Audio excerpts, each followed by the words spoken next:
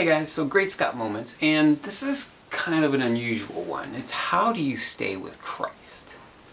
And so this came about a couple of questions from a gal who went through the Christian pipeline. She went through, growing up, going to, the Bible school and Sunday schools and the high school curriculum, and rededicated her life in high school, and had gone through all the system, all the training, all the education.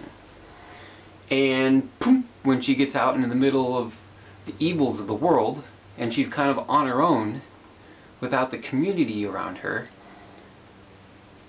she's like, well, how do I follow Christ? Because here's some crisis happening in my life, and I'm left with just my own abilities.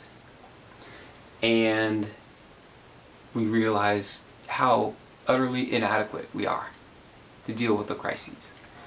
And so, she's how do we follow Christ? And so the question is how are we supposed to follow Christ when what we know of him is academics?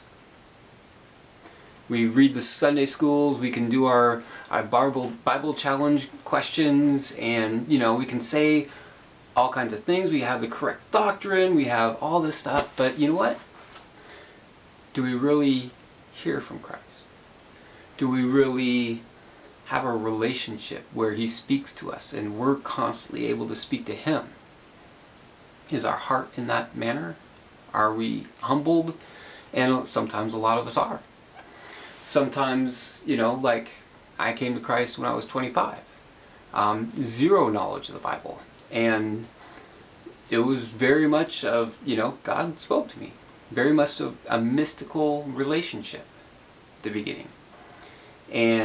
But within that, he created circumstances and events that I was able to outpour myself, and had a job where I worked just a few hours at night and then, spent 8 hours a day studying. And like most people would be like, no way, not for me. That's fine. You had another path. But,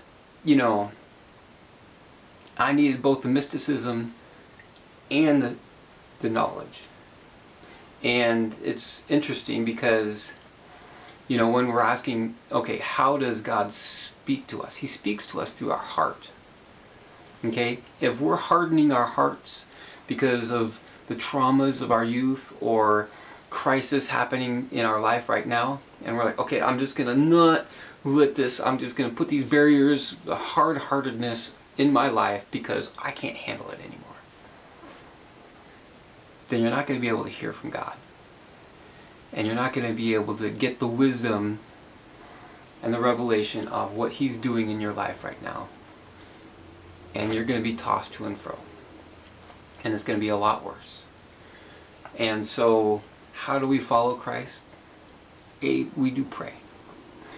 B, oftentimes the Spirit will, when we're reading scriptures, he will reveal us certain things that we need to focus on.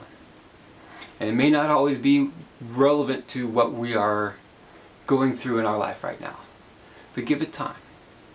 We have to develop that relationship to where we can hear God speaking into everything. Okay, it doesn't come like suddenly he's chit-chatting with us. Okay, it never gets to that point. But he has powerful words that can deeply impact our life. And that's when you truly live a blessed life, an abundant life. And it's a great way to go and to journey to. But when you don't have that group or that, relationship with Christ, the next best thing, which is a mandatory thing, is having a fellowship of believers. Okay? And it doesn't mean you have to have the Bible nerds. Okay? Have real people, authentic people, some people that have gone through all of the hazards of life already, and some people who are perhaps very innocent as doves throughout the life, but people that are having a great interest in who Jesus is and how to follow him, with a desire there. And then walk. Share your troubles. Create a healing community. But in everything, invite Jesus into it. And I think that's it for now. There's so much to say to that, but guys, I just hope, pray that you guys get to find a deep, meaningful relationship, that God is going to be able to impact your life massively. Because right now, there is huge trials of faith. And a lot of us have not been able to understand that we can walk in faith day by day, and how that looks. That's going to be another video. I'll talk to you guys later. Bye-bye.